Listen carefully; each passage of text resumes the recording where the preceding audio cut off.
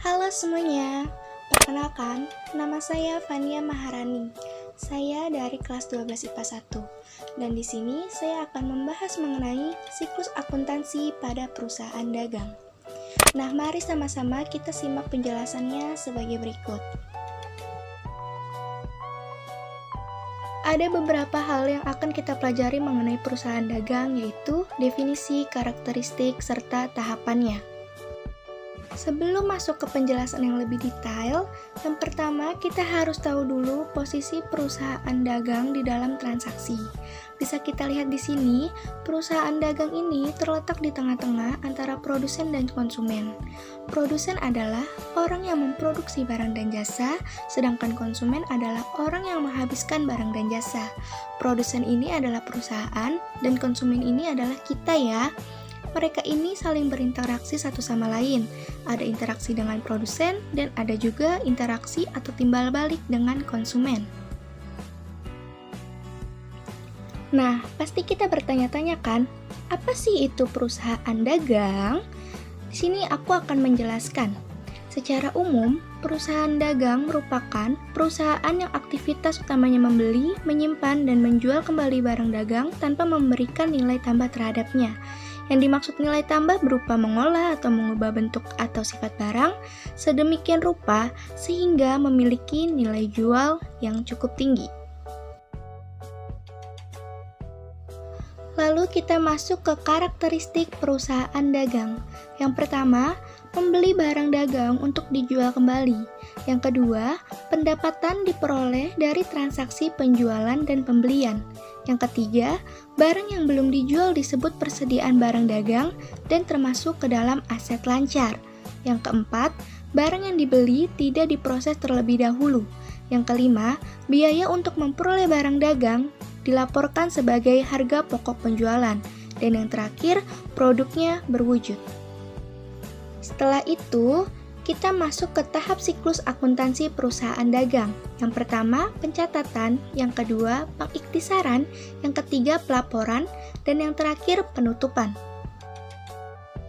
Nah, di sini saya akan membahas satu persatu dimulai dari tahap pencatatan. Langkah kegiatannya yaitu, yang pertama, adanya pembuatan atau penerimaan bukti transaksi. Contoh bukti transaksi itu seperti faktur, nota kredit, dan kwitansi. Di sini saya sudah melampirkan contoh dari bukti transaksi yaitu kwitansi. Yang kedua, adanya pencatatan dalam jurnal yang meliputi jurnal umum dan jurnal khusus.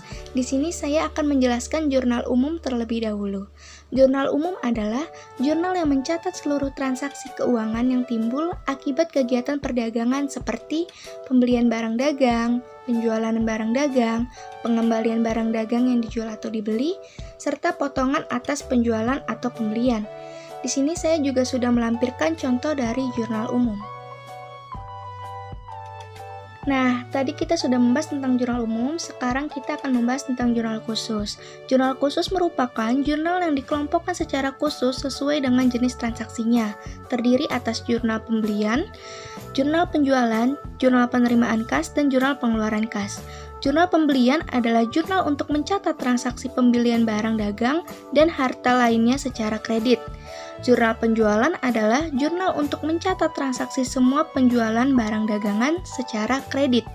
Jurnal penerimaan kas adalah jurnal untuk mencatat semua transaksi keuangan yang diterima secara tunai. Itu untuk menambah jumlah kas ya.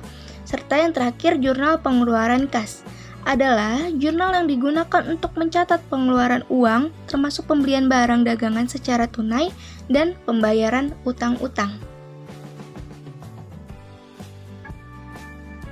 Nah, lalu setelah itu kita akan melakukan pemindah bukuan ke buku besar. Untuk melakukan posting atau pemindah bukuan dari jurnal khusus ke buku besar, perlu memperhatikan beberapa langkah. Yang pertama, menjumlahkan nilai transaksi pada jurnal khusus. Yang kedua, menyiapkan akun-akun yang berhubungan dengan jurnal khusus. Yang ketiga, memindahkan angka-angka pada jurnal khusus ke akun yang bersangkutan. Yang keempat, berilah tanda posting dengan memberi nomor akun di bawah jurnal khusus. Yang terakhir, pada kolom referensi, tulis singkatan dari jurnal khusus dengan memberikan nomor halaman jurnal khusus. Sekarang kita masuk ke tahap yang kedua, yaitu tahap pengiktisaran. Terdapat apa aja sih? Yang pertama itu ada neraca saldo, yang memiliki arti suatu daftar yang berisi seluruh jenis nama akun beserta saldo total dari setiap akun yang disusun secara sistematis sesuai dengan kode akun yang bersumber dari buku besar perusahaan pada periode tertentu. Yang kedua, ayat jurnal penyesuaian yang memiliki arti jurnal yang dibuat dalam proses pencatatan perubahan saldo dalam akun sehingga saldo mencerminkan jumlah yang sebenarnya. Akun yang biasanya memerlukan penyesuaian pada akhir periode yaitu akun perlengkapan, akun beban dibayar di muka, akun aktiva tetap, akun pendapatan, akun beban, serta akun pendapatan diterima di muka. Lalu yang ketiga, neraca saldo setelah penyesuaian. Neraca saldo setelah penyesuaian adalah saldo-saldo buku besar setelah disesuaikan dengan keadaan akhir tahun atau keadaan saat menyusun laporan keuangan suatu usaha. Yang keempat ada worksheet atau kertas kerja. Kertas kerja disebut juga sebagai neraca lajur. Kertas kerja ini merupakan suatu lembaran berlajur yang dirancang untuk mengikhtisarkan semua data akuntansi sehingga memberikan gambaran tentang laba rugi perusahaan serta saldo harta, hutang, dan modal perusahaan. Lalu kita masuk ke tahap yang ketiga, yaitu tahap pelaporan. Tahap pelaporan ini meliputi beberapa bagian. Yang pertama itu adalah laporan neraca. Laporan neraca adalah gambaran tentang posisi keuangan perusahaan pada suatu periode tertentu berupa harta, kewajiban atau hutang, dan modal pemilik. Laporan neraca ini dibagi menjadi dua bentuk, yaitu bentuk stafel dan bentuk kontrol. Di sini saya sudah melampirkan gambarnya supaya kalian bisa memahami bagaimana bentuknya. Lalu yang kedua adalah laporan laba rugi. Laporan laba rugi merupakan laporan keuangan yang memberikan informasi mengenai biaya dari suatu entitas pada periode tertentu atau pemindahan akun nominal sementara dari kertas kerja. Laporan laba rugi dapat disusun dalam dua bentuk, yaitu single step dan multiple step. Di sini saya sudah melampirkan contohnya supaya kita dapat membedakan mana single step, mana multiple step. Yang ketiga ada laporan perubahan modal, merupakan laporan mengenai modal yang dimiliki perusahaan. Laporan tersebut juga memuat bagaimana modal-modal tersebut bisa berubah, seperti penambahan atau pengurangan modal hingga akhir periode akuntansi. Yang keempat, laporan arus kas, berisi tentang penerimaan dan pengeluaran kas suatu perusahaan dalam periode tertentu. Sekarang kita sudah mencapai tahap akhir, yaitu tahap penutupan. Tahukah kalian bagaimana sih cara melakukan penutupan untuk akuntansi pada perusahaan dagang? Berikut akan saya jelaskan. Yang pertama dimulai dari jurnal penutup. Jurnal penutup adalah pencatatan pemindahan saldo akun nominal sementara berupa pendapatan dan beban ke akun modal melalui ikhtisar laba rugi, serta pemindahan saldo akun prive ke akun modal.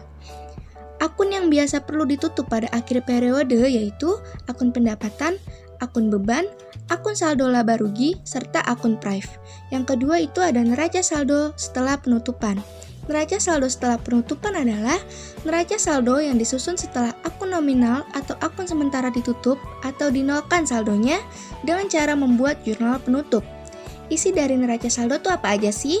Isi neraca saldo yaitu berupa harta, hutang, dan juga modal. Dan yang terakhir yaitu jurnal pembalik. Jurnal pembalik adalah jurnal yang dibuat pada awal periode akuntansi berikutnya untuk membalik jurnal penyesuaian yang menimbulkan perkiraan baru. Perkiraan ini dibagi ke dalam dua golongan, yaitu perkiraan real yang meliputi perkiraan harta, utang, dan modal. Lalu, perkiraan nominal yang meliputi perkiraan pendapatan dan beban. Ada beberapa hal yang memerlukan jurnal pembalik, antara lain yang pertama, beban-beban yang masih harus dibayar. Yang kedua, beban dibayar di muka jika dicatat sebagai beban. Yang ketiga, pendapatan yang masih harus diterima. Dan yang terakhir, pendapatan yang diterima di muka jika dicatat sebagai pendapatan. Cukup sampai di sini saja video pembahasan saya mengenai siklus akuntansi pada perusahaan dagang. Untuk kurang lebihnya, saya memohon maaf dan semoga video ini dapat bermanfaat bagi kita semua. Terima kasih.